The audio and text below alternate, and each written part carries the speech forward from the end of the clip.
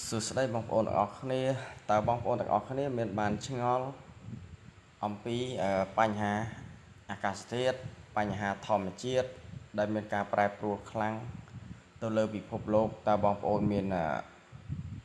នចាប់អារម្មណ៍ខ្លះដែរទេហេតុអ្វីបានមានភ្លៀងខុសរដូវប្លែកហេតុអ្វីក៏ធ្លាក់ព្រិលហេតុអ្វីក៏តំបន់ដែលមិនធ្លាប់មានព្រិលខ្លាំងស្រាប់តែធ្លាក់ព្រិល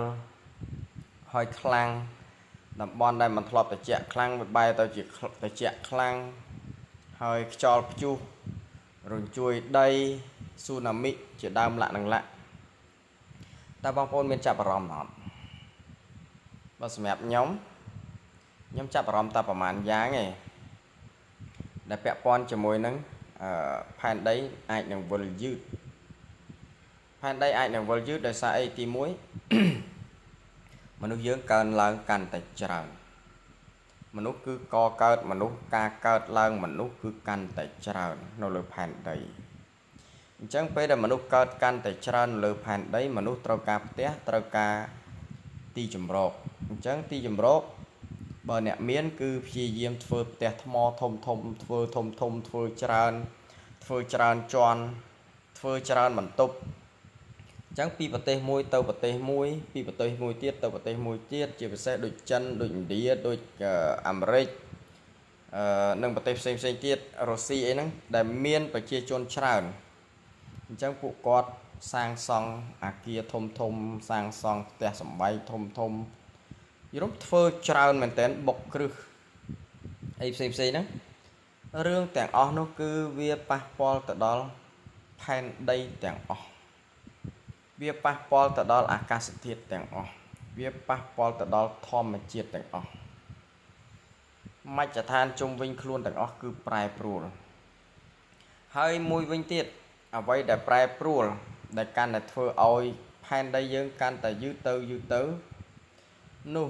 មានតាំងពីវារីអគ្គិសនីពាក់ព័ន្ធជាមួយនឹងវារីអគ្គិសនីដែលស្តុកទឹកទំហំធំដើម្បីធ្វើជាចរន្តអគ្គិសនីបានន័យថាធ្វើជាមេអគ្គិសនីដែលអាចឲ្យយើងមានភ្លើងប្រើអីចឹងទៅអញ្ចឹងប្រទេសដែលតូចវាអត់សូវអីប្រហែលទេតែដូចជានៅប្រទេសចិនអីរាប់លានម៉ែត្រគូបបងប្អូនចាំទេតើទំនប់ទី3នៃប្រទេសចិនដែលជាវារីអគ្គិសនីធំបំផុតសឹងតែនិយាយថានៅលើពិភពលោកដែលស្តុកទឹករាប់លានម៉ែត្រគូបគឺមានផលប៉ះពាល់ខ្លាំងចំពោះផែនដីគឺមានផលប៉ះពាល់ខ្លាំងបំផុតចំពោះផែនដីហើយនឹងការកកើតរបស់មនុស្សដែលធ្វើអាគារច្រើននៅលើផែនដីអញ្ចឹងផែនដីវាមិនអាចនឹងវិលដូចមុនទេអញ្ចឹងរាល់ធម្មជាតិដែលនៅជុំវិញខ្លួនយើងឬក៏ធម្មជាតិដែលនៅលើពិភពលោកគឺនឹងមានការប្រែប្រួលខ្លាំងបំផុត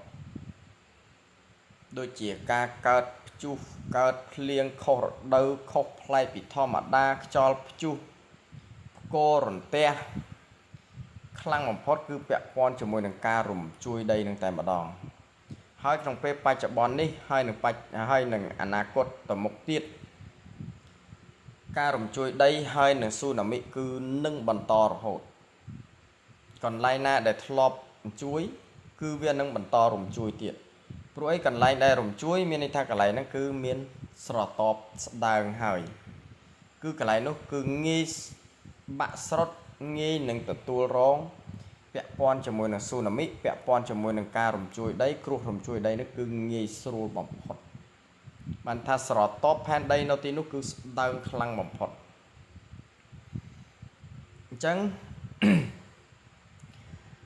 ដូចនៅខ្មែរយើងមានប្រជាជនតិច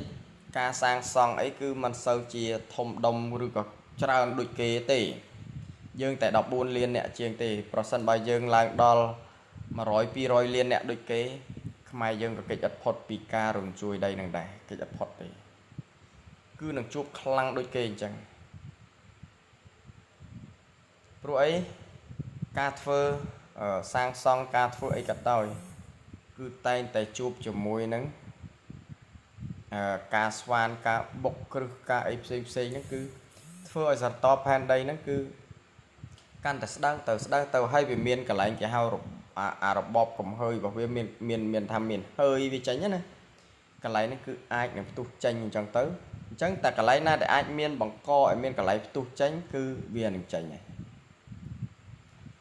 ហើយរឿងទាំងអស់កុំមិនទោសធម្មជាតិកុំថាធម្មជាតិប្រែប្រួលឲ្យមកពីការកាប់ព្រៃឈើមកពីស្អីច្រើនគឺមិនមែនទេធម្មជាតិដែលប្រែប្រួលខ្លាំងបំផុតហ្នឹងគឺពាក់ព័ន្ធជាមួយនឹងការកកើតឡើងរបស់មនុស្សវាច្រើនលើសលប់ពេកនៅលើពិភពលោកជាពិសេសគឺចិនឥណ្ឌារុស្ស៊ីអីហ្នឹងដែលមានប្រជាជនច្រើនខ្លាំងមែនតើហ្នឹងគឺជាកត្តាធ្ងន់ហ្នឹងហើយគឺធ្ងន់ផែនដីបានថាកើតមកគឺកើតដើម្បីទម្ងន់ផែនដីហ្នឹងតែម្ដងអញ្ចឹងបងប្អូនកុំបាច់ឆ្ងល់ច្រើនវាជារឿងធម្មតាទេដូចបងប្អូនធ្វើផ្ទះបងប្អូនធ្វើផ្ទះបងប្អូនចង់ធ្វើអីមួយបងប្អូនដូចថាចង់បំពាក់អីមួយបងប្អូនមិនស្វានអញ្ចឹងបងប្អូនស្វានអញ្ចឹងបងប្អូនបុកពីអញ្ចឹង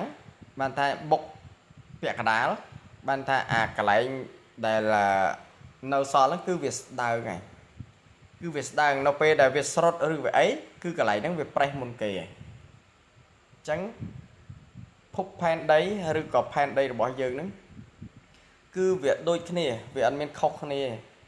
ជាពិសេសប្រទេសដែលចូលចិត្តរឿងបូមប្រេងចូលចិត្តរឿងគេហៅខួងដីជ្រៅដើម្បីយករ៉ែយកអីហ្នឹងគឺកិច្ចមិនផុតទេយូរនឹងឆាប់គឺកិច្ចអត់ផុតទេនៅពេលដែលស្នូលផែនដីដើរដល់ចំណុចដែលស្ដើងនឹងហើយនៅពេលដែលស្នូលផែនដីវាដើរកលដល់ចំណុចហ្នឹងគឺថ្ងៃណាមួយវានឹងផ្ទុះចេញដោយឯងអញ្ចឹងថ្ងៃនេះខ្ញុំលើកហេតុផលតែប៉ុណ្្នឹងទេហើយបងប្អូនយកទៅវិភាគទាំងអស់គ្នាទៅថាតើការវិភាគរបស់ខ្ញុំហ្នឹងវាសមហេតុផលដែរឬទេឬក៏មិនសមទេអាហ្នឹងគឺគិតតាមបងប្អូនចោះតែគាត់ថាអានេះគឺគ្រាន់តែជាគំនិតយោបល់របស់ខ្ញុំទេអរគុណច្រើន